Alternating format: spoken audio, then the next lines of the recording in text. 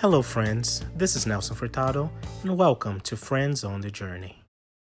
Hey, friends. My name is Nelson Furtado. I'm one of the pastors at West Point First United Methodist Church. And in light of everything that is going on in the country, we decided, Cal and I, to have a heart-to-heart conversation about racism, racial relations, protests, and yeah, everything that is going on in the country today. So we're just two pastors that know each other, that have a heart for the Lord, for the church, and are willing to have a hard conversation. So here we go, Cal. I'm Kal Busman. I am the lead pastor at New Community Church in Lagrange, Georgia. I've only been the lead for about a year and a half. I came in as the associate pastor under the leadership of a Black pastor. We are an intentionally racially diverse church. This church was established 27, 28 years ago to be a racially diverse church. And so I was telling Nelson when we were talking a couple days ago that this was handed to me. I inherited this really beautiful, diverse tapestry of a church that's biracial. We have Hispanics, and so I am getting to benefit from people who have worked before. I met Nelson through a shared friend. Hmm. Had him preach here last July, and now I know I can have him back. So, and I'm excited to have this conversation too. I consider, even though Nelson and I have only talked a couple times, I consider him a really good friend, and I think we're wired the same way. This conversation, I think, is going to be a good one. Yeah, and let me go ahead and say thank you very much for your willingness to have this conversation. I know that this is a time where a lot of people are they worry about self-preservation and don't want to start this conversation, don't want to get into this mess of having a conversation about racial tensions, racial relationships in this country. So thank you very much for your willingness to talk about this. Likewise. So so one of the things that in a conversation that you mentioned that we were having a couple of days ago, uh you referenced to this that I think I knew, but I had never heard in that framework, which is the difference between racism, Prejudice and discrimination. Yes. Can you break this down for us again, please? I'll be glad to. I'm not going to take credit for this, but I can't remember what my source was from this. So I'm going to defer that someone else said this, and I just happened to kind of pull it together. The thing that you and I were at several days ago, I heard a lot of conversation about personal responsibility, which I think is really important. We are responsible for our own beliefs, the way that we view people who aren't like us. And the church has always been about that, but we've kind of backed off conversations about systems and structures in society that really shape and mold how we make those personal decisions. So when this person explained how prejudice and racism bubbles up and is concretized, they said that prejudice and discrimination are those personal beliefs that we have. And I was saying to a friend on the phone earlier today, we're all racist. We just have to figure out what kind of racist we are. That we all have prejudices. We all discriminate based on experience, what our family of origin believed, our view of scripture. All of those things form our personal beliefs, and our prejudices and our discrimination comes out of that. A humorous note, this is how I view mine. When I'm driving and somebody cuts me off and when I see who they are, it doesn't matter if they're old, young, black, white, male, female, I always go, oh, it figures. So I equally practice beliefs about certain people groups. The way I understand racism is it is when those personal beliefs, prejudices, the way we discriminate are written into law and then woven into society and culture as far as mores and norms. That's what I believe is racism.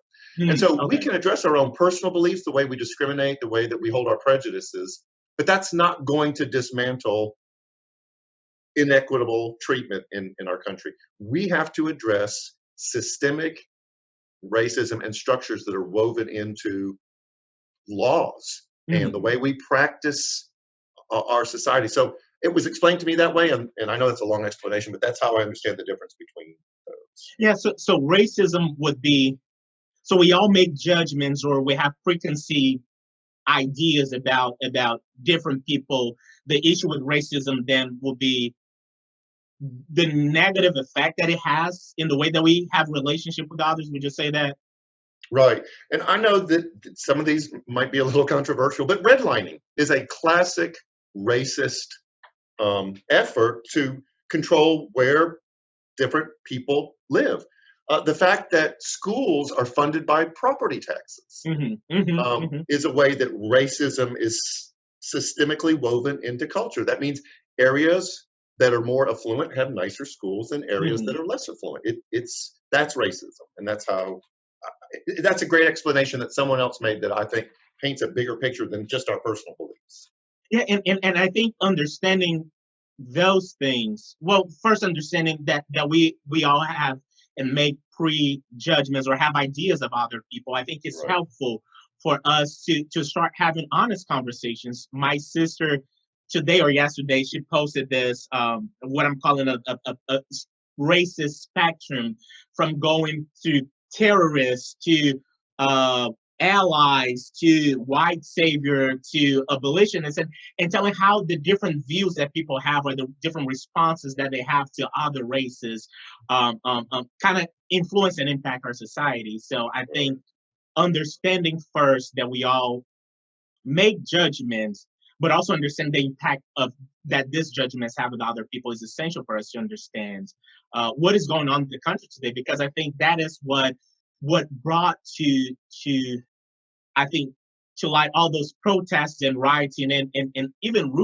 looting for that matter, that how people on the other end of the judgments that were made are feeling. So and every time that I'm in this conversation, sometimes I have to explain my position in all those things, because everybody lumps together protesting, rioting, and looting. So at first, for me, what I try to make sure that people understand is that the protesting and the rioting are reactions or are responses and are not the first action. So people are protesting. Most people are not at home trying to figure out what is the best way to burn the whole country or throw all the system upside down. People want to live a good life. People want to care for their children and go to work. But because of the judgment that they are experiencing, because of the kind of life that they are experiencing in this country, they feel the need to voice out what is going on. And it comes to a place that pacific protests or just speaking up doesn't bring the attention that needs. So people feel they need to go out and to again, like we saw 2 weeks ago, burning a police station or a police precinct, so people would then hear what they're saying. And it's not that I'm condoning or supporting burning stores or burning police precincts, but I understand why people are so angry. People are so frustrated. People are so, I don't know, so feeling such a pain that the only way that they feel that they can voice out and be heard is by doing those extreme acts. So I'm feeling the need sometimes to call people to have simple empathy for the pain and the anger and the anguish that so many are feeling. And I was having a conversation with another friend a couple of weeks ago and telling him, like, when you go to a funeral, when you know that someone is in pain and hurting, you don't try to argue what the deceased could have done to get to a different outcome. You show your love and your sympathy. So I think what the start of the conversation is, Black people in this country are hurting. Black people in this country are mourning. And I think if we had started the conversation with what we say after a tragedy happens, my thoughts and prayers are with you. I think people had said my thoughts and prayers are with Black people while they are voicing out their pain, their frustration, their anger, their suffering. I think we would have been in a different place. I agree. We don't do lament well, do we? N- Job's friends were really good when they just sat alongside of him and were quiet. But the minute they tried to explain to him, God goes like, "Nope, that's not how it's done." Yeah, That, that's right. I don't think we're ever talking about this, but Job is one of my favorite books in the Bible, favorite lesson because of that, because it right. changed completely the way that we think usually when someone is suffering or going through something like, what is the sin that you committed? What did you do wrong? Absolutely. And Job spent the whole book trying to say, I don't know what happened. I didn't do anything wrong. Right. And But I'm well, still feeling all of this inside. I'm exactly right. When we see the protest, and it may bother us, and we don't know how to understand it. And I think, and this is a white person saying this, what is it inside of us that's keeping us from practicing the empathy that you talked about and pulling up next to him and going like, wow, I feel a lot of emotion here. mhm. I may not like how I see you acting it out, but because Christ did this when when Jesus did it, when he walked among the people, I'm going to pull alongside of you and I want to hear your heart. I want to hear your Mhm. struggles. I want to hear your frustrations before I judge. And we've all done this before where we judge somebody based on behavior that we saw and then we Mhm. heard their story. Oh, they lost a spouse, they lost a child. And then we reframe how we experience their lament or their protest. Yeah, and it's not they try to justify Oh, no. the action. And this is and this how what I spent so much time in this past couple of weeks doing. I'm not trying to justify what people are doing. What I'm saying is that I understand. I understand what you're doing. Right. I understand why this is the only way that you feel heard. And quite honestly, that's what's happening before. A lot of people are not turning their eyes or their ears to the oppression, to the hurting, to the suffering that black people are experiencing, but now because of all that has happened, people are saying, it there might be something here. There's Mhm. all it also has to do with seeing the videos of Ahmaud Arbery and George Floyd. It caused a lot of people to actually see a footage of that suffering, Right. or of an expression of what was happening, to say, well, maybe putting the video together with the reaction that people are starting to support more, or at least listen more, trying to understand more what Black people have been saying for 600 years, pretty much. I was going to say, no matter how far you go back, it needs to be fun. I like that you use the word understanding because somehow in our culture we've equated understanding with agreement. In Mhm. order for me to understand you, I have to agree with you, and that's not true. I can understand you and go, Mhm. "That's you," but I'm going to do that. And so I think that apparently the George Floyd murder was a tipping point for something that we should have been understanding way back with Philando Castile and Trayvon Martin and Walter Scott and all of those others. Mhm. But this was a tipping point. Yeah, Yeah, good. I was laughing a minute ago because I can see my wife now watching this video and laughing because that's the same thing that I said, and I had always had problems in conversations that I had to explain to people. I understand what you are saying. I just disagree. Right. So I think there's a distinction here that needs to be said. I understand. I understand what you're saying. I understand your suffering. I can have empathy. I cannot I'm not necessarily agree with the way that you're expressing it. I'm not necessarily agreeing with the way that you are that the way that this your opinion is being manifested. But I understand. And I think and again, I don't speak for all black people in Right. America or in the world, but for me as a black man living in America, this is what I was looking for in this past 3 4 weeks, maybe, or even before, and very few people were able to express this. I was looking for people to say, I understand, or Right. I know, I recognize and acknowledge that there's something wrong here happening. Might not necessarily agree with the way that you're phrasing, with the way that you're responding to it, but I acknowledge that there's something wrong. Right. And we can do that with people. It's funny you mentioned your wife. My wife and I did the same thing. We were walking a couple days ago, and there was an issue that we disagreed on. But Mhm. because we made a commitment, we have a covenant between us of Mhm. caring for the person more than protecting our beliefs, that we were willing to go like, I don't agree with you, but I understand. And Mhm. what I hear you saying is that I know you're not speaking for this monolithic Black community, but that's what the Black community seems to be saying, both individuals and in a united way. Just understand what it's like to experience what we experience. Yeah, yeah. So, Another thing that you said before in your comment was about the different layers of think of responsibility. And this is one of the things I think a lot of people they are educating themselves now and looking for ways to respond or to become allies or to change the course that we are going as a country. They're looking for the personal responsibility, the communal responsibility, and systemic responsibility or systemic racism. right. So how do you see, before we talk about the personal and the communal responsibility, how do you see systemic racism? What is systemic racism for you? I met with a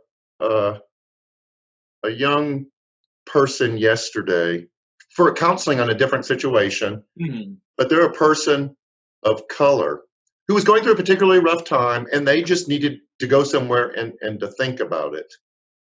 And they talked about how they were sitting in their car parked in this public space, and they saw law enforcement drive by and see them. And I have never had that experience of feeling a sense of threat being in this person's position. And I watched them talk about what that felt like to be a person of color sitting in a car by yourself in a public place and being seen by law enforcement. Now, the law enforcement showed up. They were absolutely wonderful. So this is not a condemnation about a sweeping broad hand about law enforcement. There are issues, but it was understanding what systemic racism does on every level. If I were sitting in a public place in my car and saw a police officer drive by, I wouldn't have the same reaction they did. So I know that doesn't describe all of systemic racism, and it's probably more the effect of it. Yeah. But Yeah, I finally started to feel just a little bit of what that person felt. Yeah, and for me, yeah, I think this is a perfect example of the effect of systemic racism that you experience that there is in an institution and organization that has systems in place that work against you. Yeah. So it's not, as you say, it's not condemning all police officers or all all policing itself, but it's understanding that there is a system that works differently for white people and for Black people. Because the concern is not that this might be a racist. Well, there is that concern that this may be a racist police officer, or this is it's a great person that had just got out his bed in the morning, kissed his wife and his children, and went out to do great work. But it's also a concern that whatever is going on here, I'll know that I'll be treated differently because of the color of my skin. So it's how the entire system is designed. If maybe, I don't know, if I have a parking, I don't know, a parking ticket or a speeding ticket, if I were white, the system will treat me in one way. But since I'm Black, the system will treat me a different way. And there's tons of data, tons of research showing that the same crime, but different penalty. And the single different thing was the color of the skin of the person. So well, the classic example is the sentences and the punishment for cocaine possession and crack possession. It's the same thing. And it's funny, I may be dodging your question a little bit because I don't experience systemic racism. I've read about it. I've listened to friends of mine who have talked about how they've experienced it. And I know about redlining. I know about hotels. I know about bank loans. I know about profiling, but I've never experienced it. So it's hard for me. I don't know if you want to talk about it or if you've experienced it. So with policing, which is with just the topic that we're having now, I tell people that most of my encounters with police officers have been great, have been positive. They have been polite, educated. But there are some that I had this like just one time that I was driving on 85. I was going to Atlanta, and I was stopped by the police officer, and he gave me like three different reasons for this stop, and then just Yeah. end up letting me go with a warning or advice or whatever. But in that time, I was like, is this because he's a bad police officer and he doesn't know what he's doing?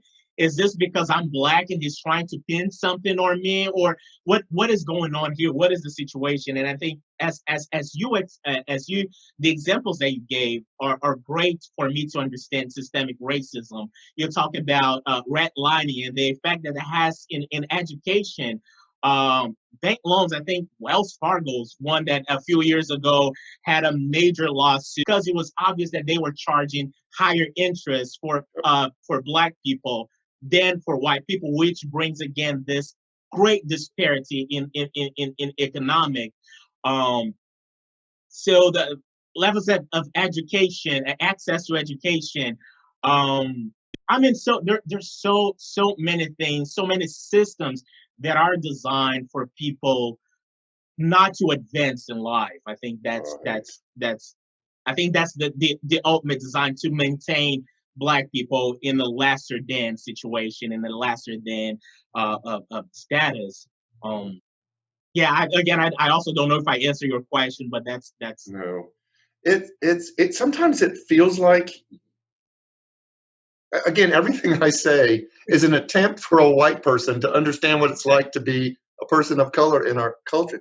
But it feels like it's this nebulous, always shifting mhm, thing that you go like, that looks like it, and the people in control go like, no, it's not. We're being fair. We're being mhm. and so you can give specific examples, but then it's always thrown like, well, blacks just don't work as hard, or they're just not as, and so you get all of this that kind of tries to smoke screen it or spray Mhm. paint it or something like that. And I can't imagine how frustrating it would be for me to see something, to know that that's really the way it is, Um, and the systems and structures are constantly moving and dancing and shifting to kind of cover the fact that that's exactly what they're doing. yeah, and I think, and again, going back to what we're experiencing in the country in this season is exactly that. That people have spoke about it, people have talked about it, wrote books about it, uh, wrote posts on Facebook about it, knelt at football games, and then people still try to over and over and over Right. again come up with excuse to say, oh no, there's nothing wrong here, that black people are just lazy, or any of the other Right. stereotypes, and that they're Rather not than just doing the right amount of effort that I did or that my parents or grandparents or ancestors did to get to the same place where we are now. oh, I know. Rather than going like, okay, all, some of what I believe might be true, some Mhm. of it might not be true. People don't want to start with themselves and go like, okay, are there some things in me that I can't see? And as ministers, we always believe that. We always believe there's like little closets and little dark rooms in the house of our soul that we've locked off, and we go, okay, God, I don't want you to look at that, or I don't want to examine that part. There doesn't seem to be that sense of, I'm willing to sit down and lay it all out and kind of do an autopsy on myself and go like, ooh, there's that thing inside of me. And Yeah, then knowing that that will change how I view the systems and structures in the world. that's right.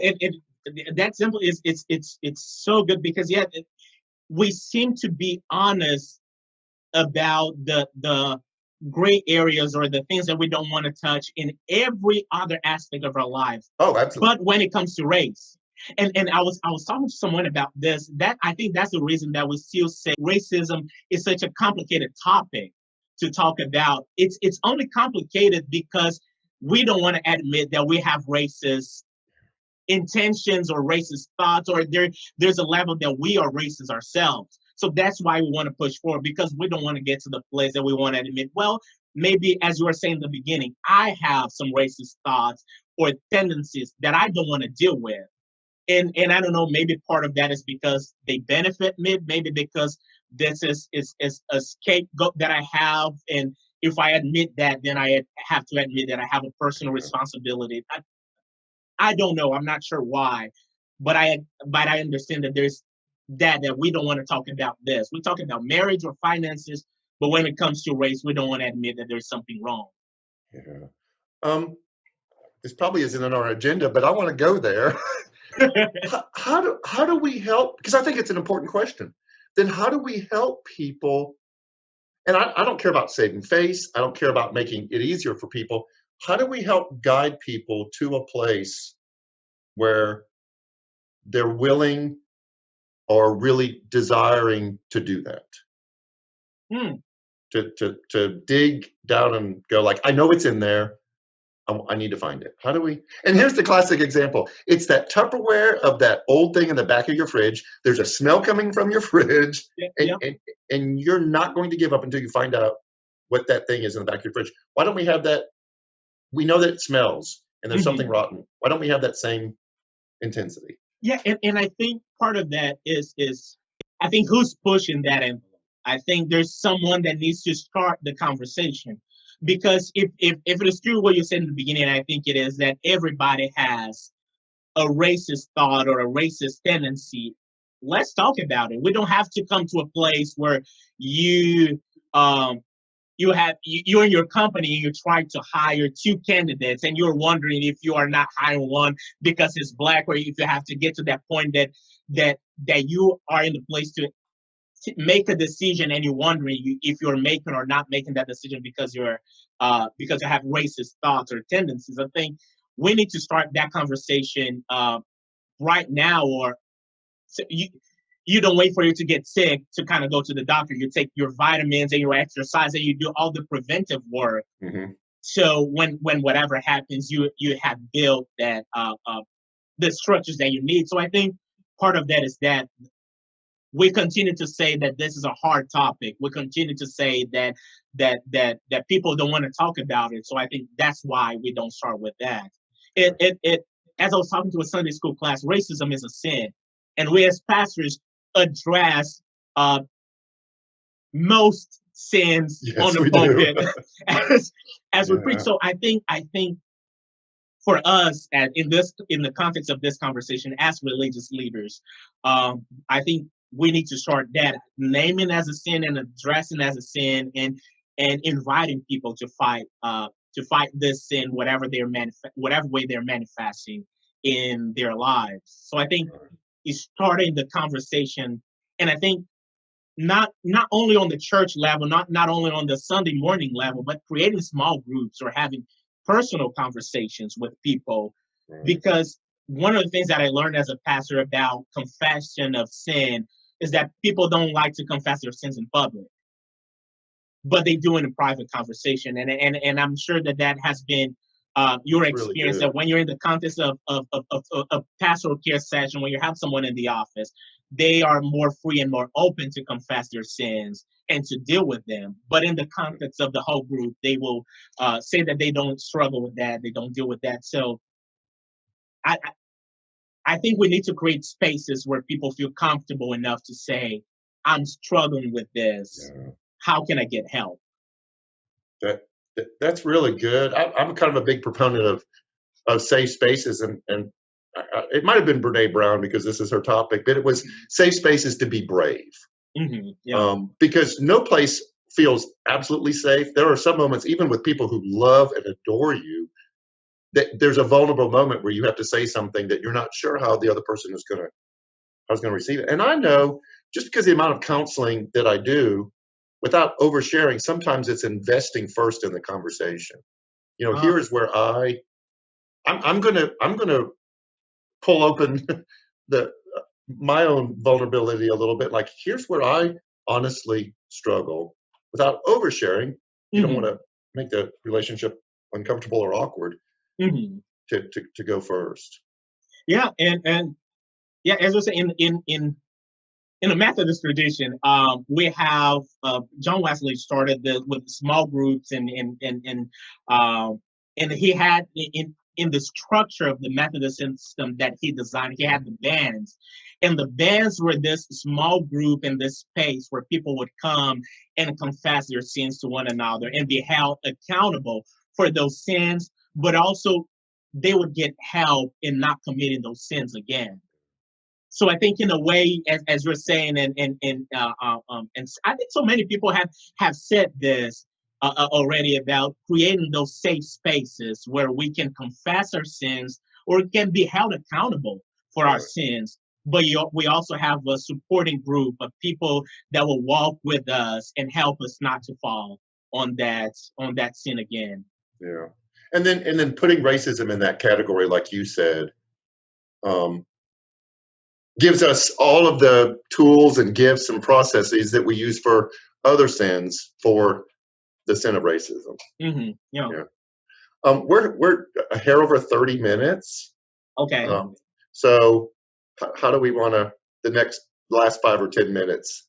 I do want we had this earlier on, and I hate to kind of go back to this, but I think those of us who haven't experienced really overt or really any kind of racism need to hear what it feels like. And when you see the 8 minutes and 46 seconds of George Floyd, or you see the videos that Walter Scott getting run down, or those things, how do you feel? How does that affect you? What do we need to know that you experience that we don't experience when we see those things? And that's Yeah. so unfair for me to ask you that. Yeah, and I want to, see my voice already changed. Yeah. There's a huge level of emotion in that. George Floyd, I didn't watch the whole video. I just couldn't. It's hard. I was having a conversation with a friend, and I think we even talked about this. There's in the Black community, and also in the Hispanic Latino community, is also a community that I'm part of. We experience things a lot more as a community than as individuals. So when I watch all the videos of Black people being treated unjustly, when I watch all the videos of those confrontations and even of those killings, it feels like it's happened to someone in my family. It feels like it's happening to someone that I know, even though I have never seen that person before. It feels like that is happening to someone that I know, that is a family member, is a friend. So it has this. It already starts with this level of emotion, because this is another Black person that is experiencing, that is sharing some life experiences with me. With Ahmaud Arbery, after I took a few days to watch, just because I've heard the description of the video, and I told my wife not to watch it. I don't know if she did or not, but it was. And after I watched the video, before that, my wife and I, my wife and my daughter and I, we were walking and exercising outside in our community. After I watched the video, I have not walked in my community again, just because there were too many similarities with Ahmaud and myself. A Black man exercising in his community, which was a exclusive, which was a white community with maybe a few Black people living in. So it was just too real and too close to home for me to have the stomach to go outside and walk again.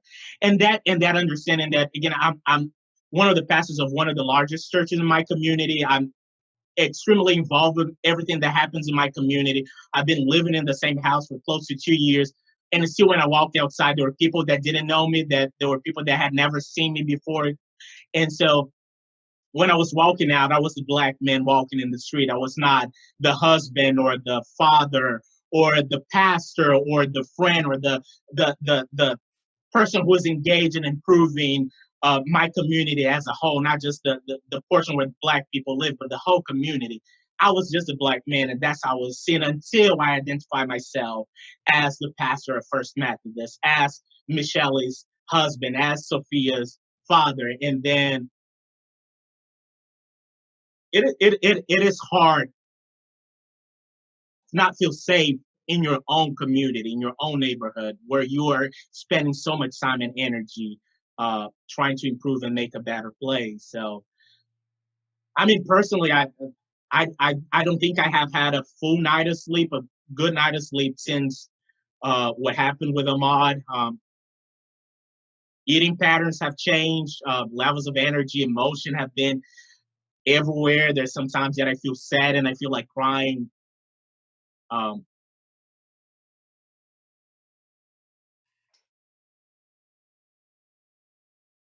and it's hard because I feel that I have to. I still feel that I have to be articulate and process all this emotion. I can, as a black man, I don't feel that I am allowed to not make sense of not being coherent. Even in this conversation that I have with a good friend, I feel that I have to process all my emotion and sound coherent, because there are going to be people that are going to question everything that I'm saying and dismiss my pain, my hurt, my anger. So I'm tired. Um, I'm tired of yeah. Um, Having to sound and having to be articulate every time, having to gather my thoughts, have to suppress my emotions so that doesn't affect the way that I express myself. Putting that together with English being my second language, so there's not even discount for that. I always have to be on point and on mark. So it's exhausting and yeah. Oh, I am sorry. And I'm not going to, I mean, we're too good of friends for me to do the, I hear you, I understand. I don't, you mentioned that you see those people as family, that those people who have been, not those people, but the people who have been killed in the videos as family. And I think that's where we need to own our guilt and responsibility that we don't have that same Mm. um, connection. I know I know when my wife and I watch the George Floyd video,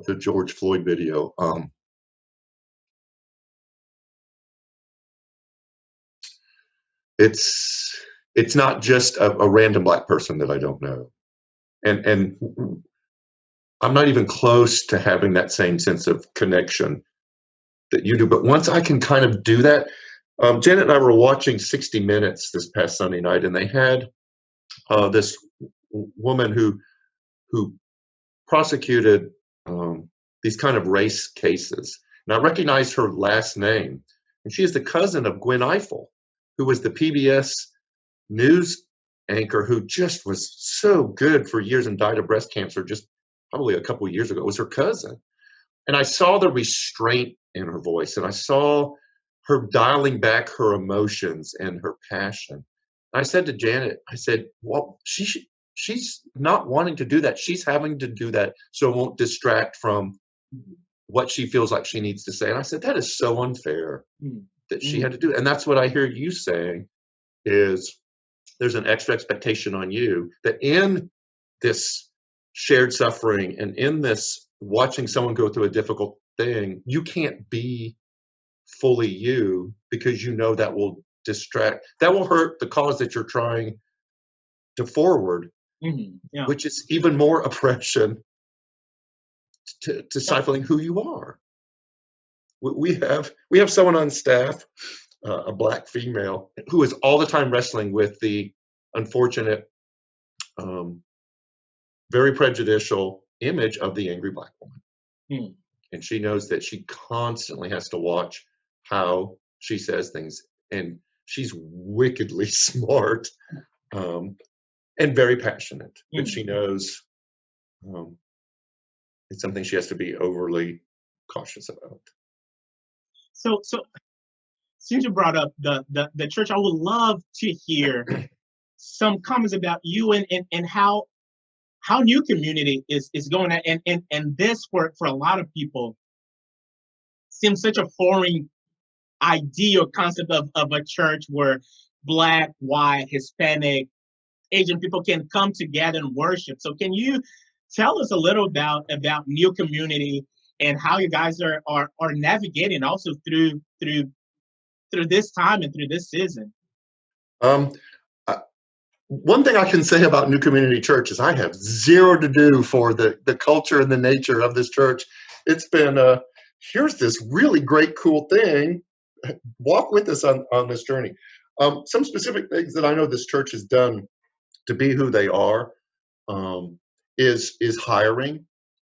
Its visibility on the platform. Our tech and worship team are fantastic in making sure that on the platform every Sunday, you see the richness of the diversity of the community and of the body of this church on the platform.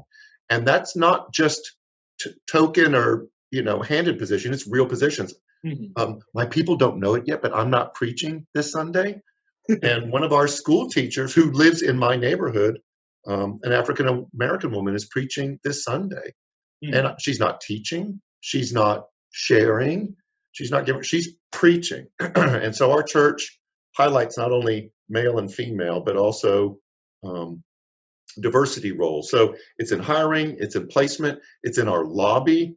So there's an intentionality in the visibility and leadership that we're seeing the same. The fact that I came into a church with a lead pastor who was Black was really appealing to me. I loved that. Now he had to answer a call from God and go to another church. But I think that's one of the big things. Is there's just an intentionality to kind of push against what would be a natural drift and say, we value this and we're going to do the things to make it happen. Our elder board is racially diverse and gender diverse, men and women, and then different colored people on there. So in all the different aspects, we are very intentional about how New Community acts as a church.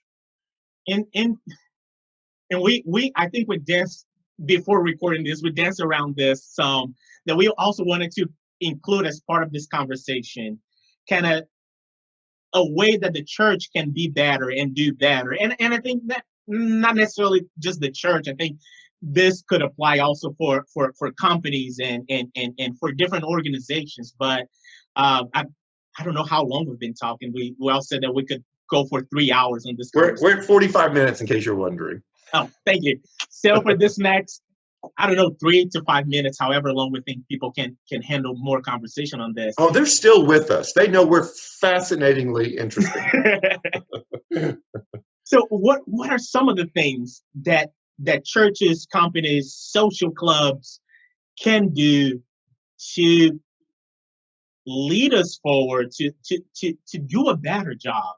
And because you pointed this out, I don't want it to seem that you're prescribing New Community for every organization. But let me say this, I think a lot of what New Community is doing is what I think personally churches and different communities, different institutions should do. When you said about intentionality, being intentional about having people in the platform, being intentional about having the whatever diversity the church has or the organization has displayed. Huge thing for me when I'm looking to another community, another church, another organization is to look and see if someone like me is already there. If I'm going to be the first Black person there, if my family's going to be the first Black family there, it shows me how long, I hate this term, but it is what it is. If I'm going to be the token Black man in the organization. So this helps me to know what kind of place and kind of environment I'm getting myself into. So yeah, another thing for me is sharing power. And because we've been in this conversation for 45 minutes, I'm not going to say the whole spiel, but this is what I see in the New Testament community. When the Jewish and the Greek communities were together, when Jews and Gentiles were together, and issues would arise in the community, we often see the Jewish community or the Jewish disciples empowering the Greek or the Gentile disciples. So sharing power, sharing resources, empowering the minority community in whatever context they are. So if we are in a predominantly Black community? What can we do to empower, to elevate white and Asian and Latino? Just for references, I don't think I said that, but I'm a pastor of a predominantly white church. So this is a conversation that we have in this sense, that I'm the minority in this sense, but it also applies to a predominantly African American, predominantly Black church, empowering, giving resources, giving voice to whatever the minority community in the context is. Mm. A couple of things real quick. I felt really guilty about doing this. I preached on Mother's Day, which just feels weird for me to talk about the importance of women as a guy.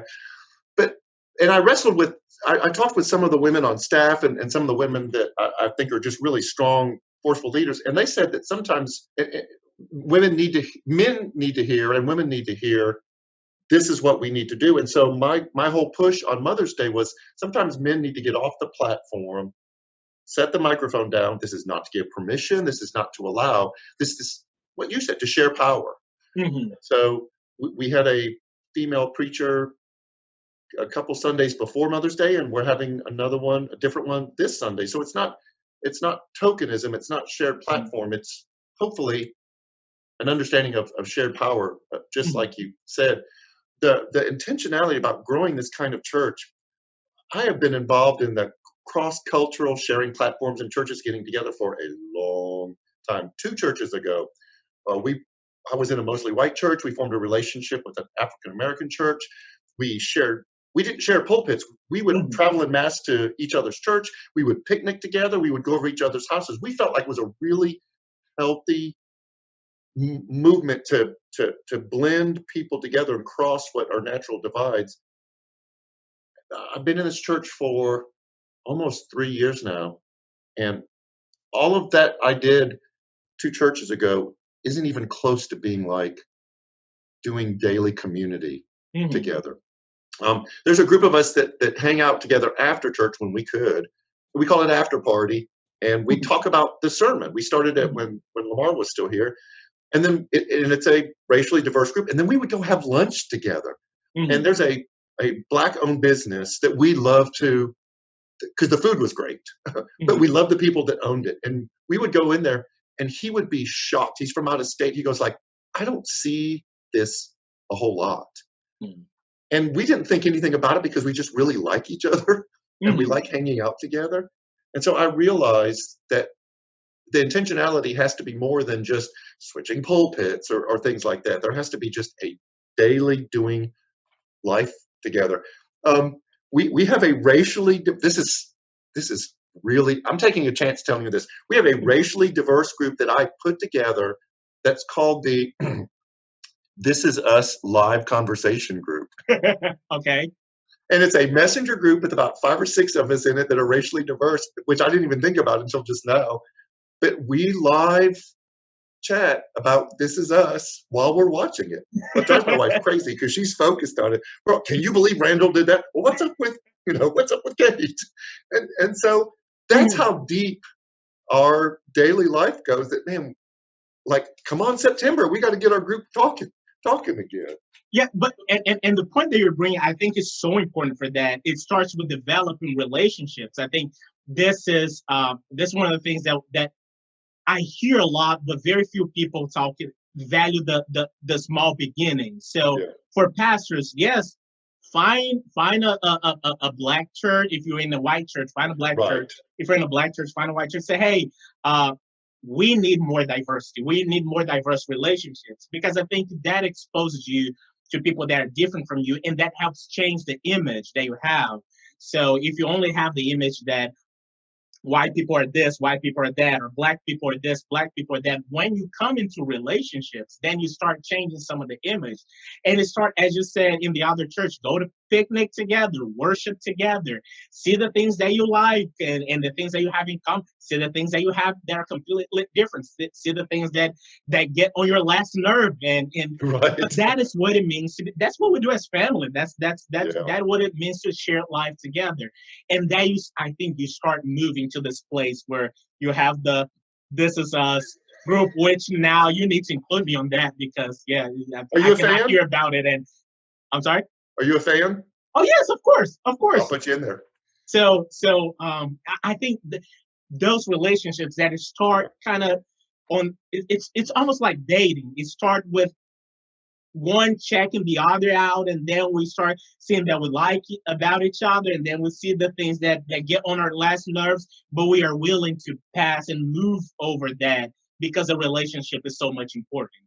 Yeah. And you put the value into that by making it a priority, which is what I hear you saying.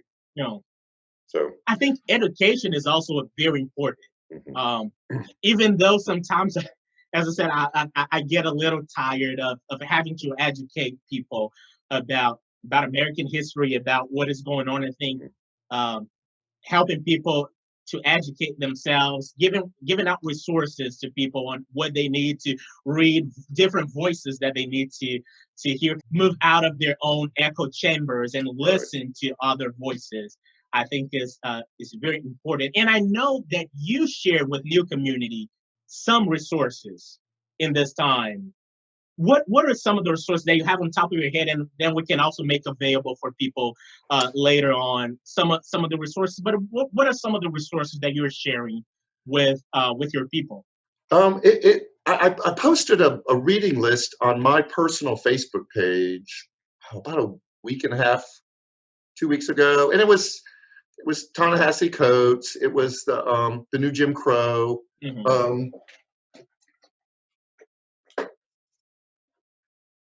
Yeah. um, Yep.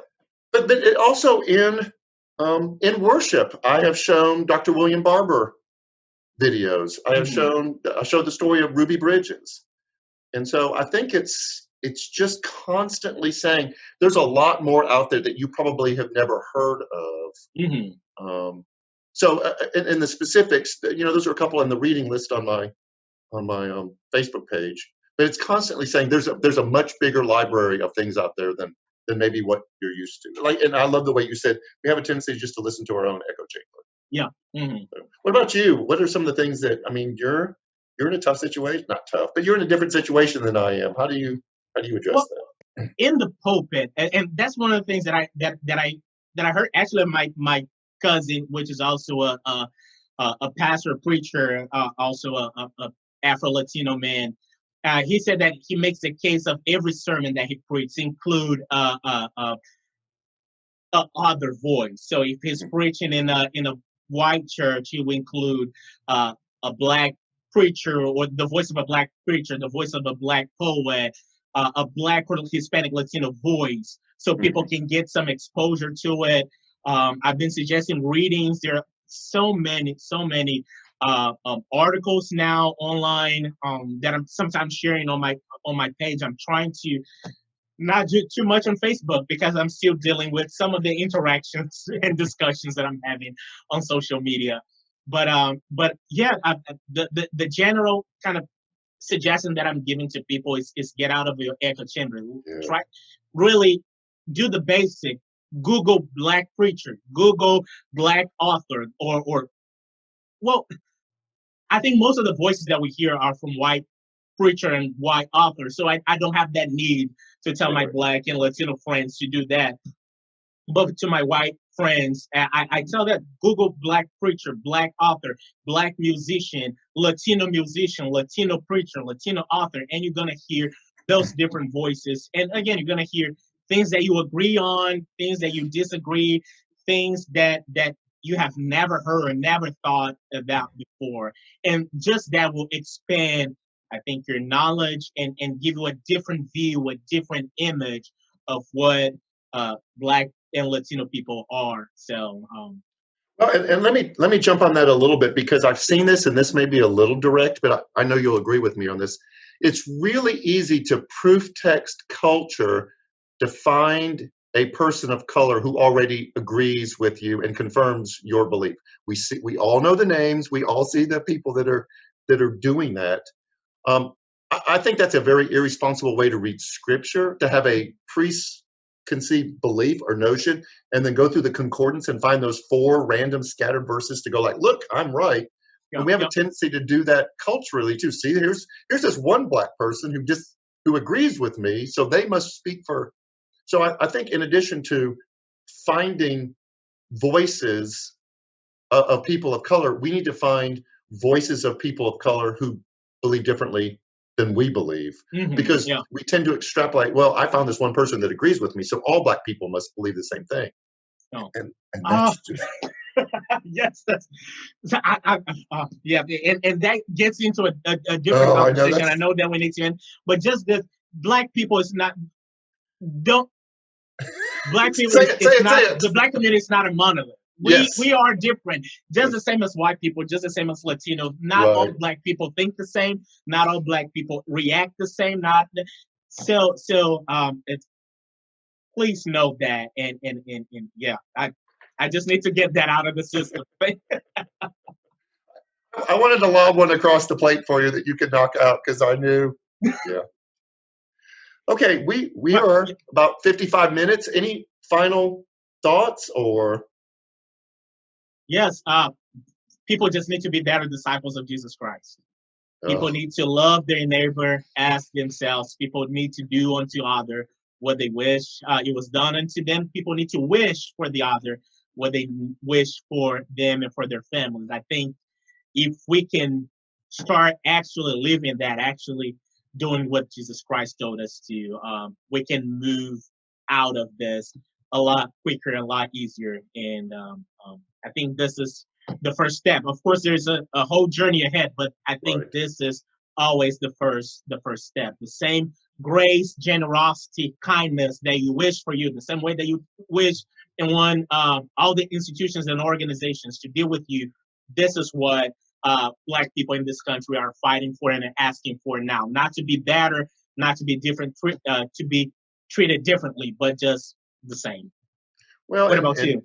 And those of us who haven't experienced what people of color experienced have to be brave enough and honest enough to go, my little slice of experience is not what everyone else experiences. So in humility, I need to sit and listen and the solidarity thing of what it's like to, and then grow my compassion and to do that. So yeah, I think that's a good place for us to end this conversation. Absolutely. Nelson, thank you very much, Cal. It's been a pleasure. Yes, definitely. And thank you very much for all those of you who have participated in this conversation with us. If you want, okay, Cal, how can people reach out to you? How can people get to know New Community? I know that you are sharing this on your platform, but for people that are on my kind of end or my groups, how can people know more about you and New Community? Obviously, this is on our Facebook page. We also are on Instagram. We're on Twitter. We have a website. We have an app. And we'll constantly be producing more content. But if you have any questions or want to contact me or anyone on the staff, you can do it through this platform. Oh, YouTube. This will be posted up on our Facebook and our YouTube. And those are great ways to contact us. What about you? Yeah, about the same for I'm the pastor of West Point First United Methodist Church. If you're watching this after June 30th, I'm at Griffin First UMC, and you can reach us at griffinfirstumc.com or at westpointfumc.com. And just reach out if there's anything that we can do to help. Please let me know. Yes, we look forward to hearing from you. All right. Okay, thank you, everyone. Thanks. Bye. See ya. Bye.